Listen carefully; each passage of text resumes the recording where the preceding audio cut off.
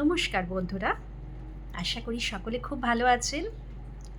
আচ্ছা, আপনারা কি অনেকেই নিশ্চয়ই জানেন যে কাক একটি চোখ দিয়ে দেখে। কাক দেখার সময় মাথাটা ঘুরিয়ে ঘাড়টা কাত করে দেখার চেষ্টা করে। এর পিছনে রয়েছে একটি পৌরাণিক কাহিনী। চলুন শুনে নেওয়া যাক।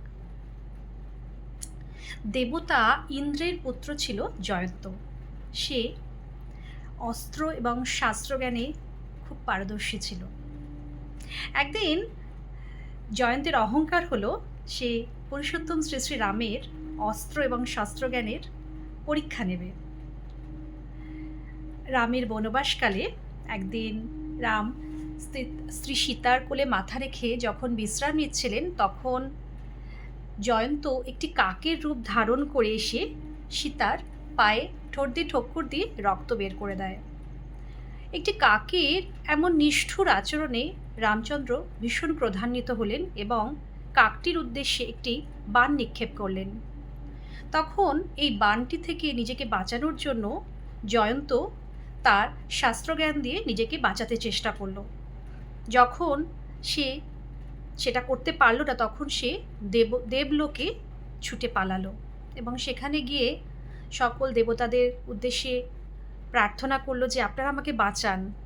শেষমেশ সে বিষ্ণু দেবতার কাছে গিয়ে বলল যে প্রভু আমাকে বাঁচান রামের এই বাণ থেকে। বিষ্ণু দেবতা সব শুনে বললেন, এটা তো রামের ব্রহ্মাস্ত্র। এই ব্রহ্মাস্ত্র থেকে একমাত্র স্বয়ং রামই তোমায় বাঁচাতে পারবে। তুমি বরং রামের কাছে গিয়ে তোমার কুকর্মের জন্য ক্ষমা প্রার্থনা করো। তাই শুনে জয়ন্ত শ্রী রামচন্দ্রের কাছে গিয়ে ক্ষমা প্রার্থনা করল। সব শুনে রামচন্দ্র বললেন, বেশ বুঝলাম, কিন্তু এই তীর একবার ধনুক থেকে বেরিয়ে গেলে সে তার লক্ষ্য ভেদ না করে কিন্তু ক্ষান্ত হয় না। তখন জয়ন্ত বলল, আপনার প্রতি কুদৃষ্টি দিয়েছে আমার এই চোখ, তাই এই চোখই সাজা পাক। তখন শ্রীরামচন্দ্র কাকরূপী জয়ন্তের একটি চোখ নষ্ট করে দিলেন, আর সেই থেকেই কাক কিন্তু একটি চোখ দিয়ে দেখতে পায়। বন্ধুরা, কেমন লাগলো কমেন্ট করে অবশ্যই জানাবেন। আর যারা এখনও চ্যানেলটি সাবস্ক্রাইব করেননি, অবশ্যই সাবস্ক্রাইব করবেন। নমস্কার, খুব ভালো থাকবেন।